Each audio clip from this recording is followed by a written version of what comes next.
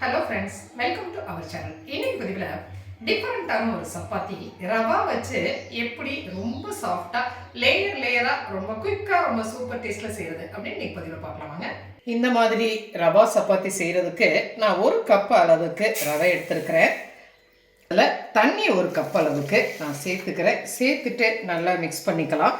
இதுக்கு நம்ம பாம்பே ரவை, சிரோட்டி ரவை, எந்த ரவை வேணாலும் எடுத்துக்கலாங்க. அது இன்னுமே கொஞ்சம் நல்லா சாஃப்டாக இருக்கும். இந்த ரவையை இந்த தண்ணியில் நல்லா மிக்ஸ் பண்ணிக்கலாம்.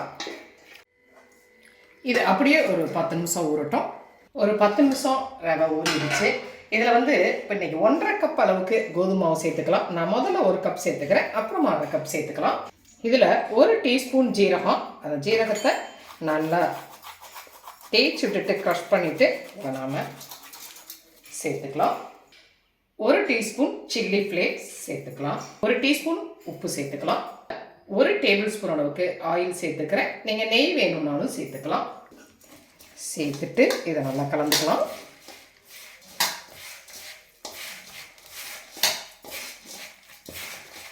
நல்லா கலந்துட்டேன். அதில் 1 கப் கோதுமாவும் சேர்த்துருந்தேன். இப்போ இன்னும் ஒரு 1/2 கப்பும் சேர்த்துட்டு இதை நல்லா செஞ்சுக்கலாம்.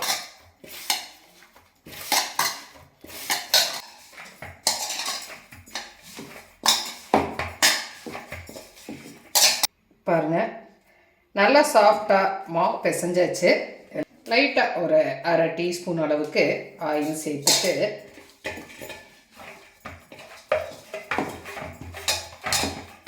இதை ஒரு 5 நிமிஷம் மூடி வச்சுக்கலாம். அதிக நேரம் வேண்டாம். 5 நிமிஷம் மாவு ஊறிடுச்சு.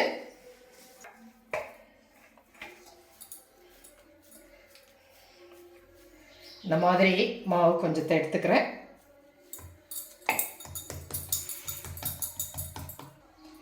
இதில் கொஞ்சம் மல்லி இலை சேர்த்துக்கலாம்.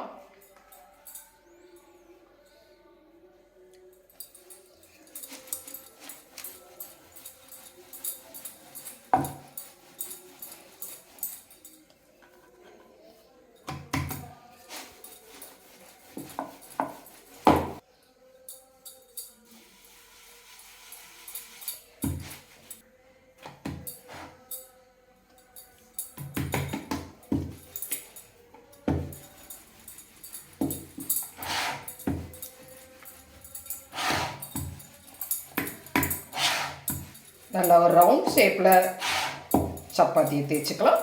இந்த மாதிரி ஒரு ரவுண்ட் ஷேப்பில் சப்பாத்தி கிடச்சிருச்சு. இதை திருப்பிக்கலாம். இதில் நான் கொஞ்சமாக ஆயில் அப்ளை பண்ணிக்கிறேன்.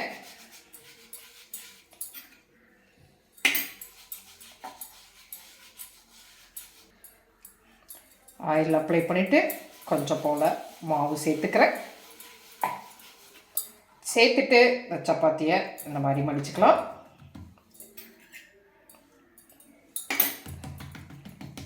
இந்த ஸ்டேஜில் இதுலேயும் கொஞ்சம் ஆயில், கொஞ்சம் மாவு சேர்த்துக்கிறேன்.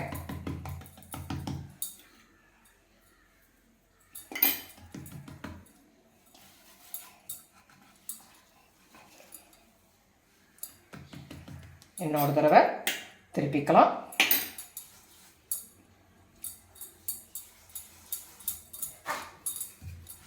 திருப்பிட்டு அதை அப்படியே தேய்ச்சி விட்டுறலாம்.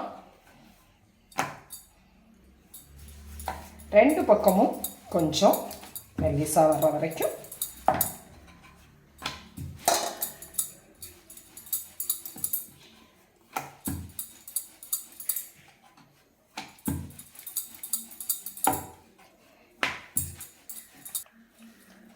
சாஃப்டாக ரவா சப்பாத்தி தேய்ச்சி எடுத்தாச்சு. அடுப்பில் தோசைக்கல் வச்சுருக்கிறேன். கல் நல்லா காஞ்சிருச்சு. இந்த ஸ்டேஜில் சப்பாத்தியை இதில் போட்டுடலாம். 1 சைட் நல்லா வேகட்டும். 1 சைட் வெந்ததுக்கப்புறம் இந்த மாதிரி திருப்பி விட்டுக்கலாம். அதிகப்படியான எண்ணெய் தேவையில்லை. லைட்டாக நம்ம ஆயில் இந்த மாதிரி அப்ளை பண்ணோம்னா அது நல்லா சப்பாத்தி எலும்பி நல்லா வருங்க. அதுக்காக தான் அந்த கரண்டியில் மட்டுமே லைட்டாக ஆயில் அப்ளை பண்ணிக்கலாம். எவ்வளோ அருமையாக சப்பாத்தி எலும்பி வருது இல்லைங்களா?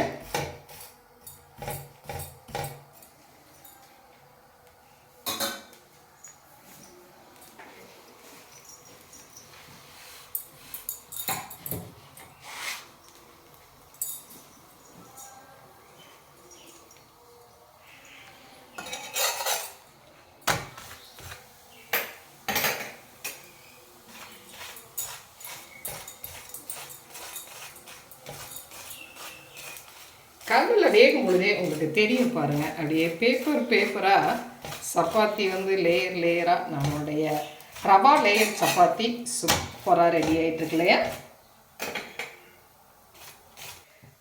அழகாக வெந்து ரெடி ஆயிருச்சு. இந்த ஸ்டேஜில் நாம் இந்த சப்பாத்தி எடுத்துடலாம்.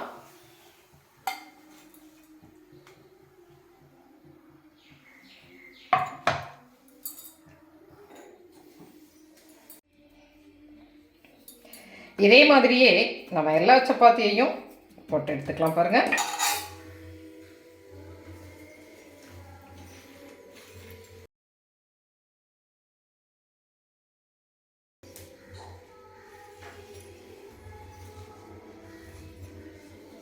நம்மளோட ரவா லேயர் சப்பாத்தி ரெடி ஆயிடுச்சு பாருங்கள். அப்படியே ஒரு லேயராக ரொம்பவே சாஃப்டாக அந்த சப்பாத்தி இருக்குங்க. இது வந்து நம்ம சட்னி, கார சட்னி அல்லது பொடி எதோட வேணாலுமே சேர்த்து சாப்பிட்றதுக்கு ரொம்பவே டேஸ்ட்டாக இருக்கும்.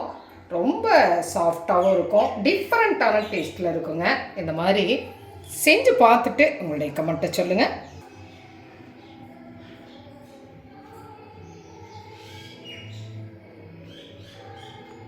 பாருங்கள், ரொம்ப சுவையான சாஃப்டான ஒரு ரவா லேயர் சப்பாத்தி ரெடி ஆகிடுச்சு. ரொம்ப குயிக்காக ரொம்ப டிஃப்ரெண்ட்டாக செஞ்சிடலாம். செஞ்சு பார்த்துட்டு உங்களுடைய கமெண்ட்டை சொல்லுங்கள். இந்த பதிவு உங்களுக்கு பிடிச்சிருந்துச்சா சப்ஸ்கிரைப் பண்ண மறக்காதீங்க.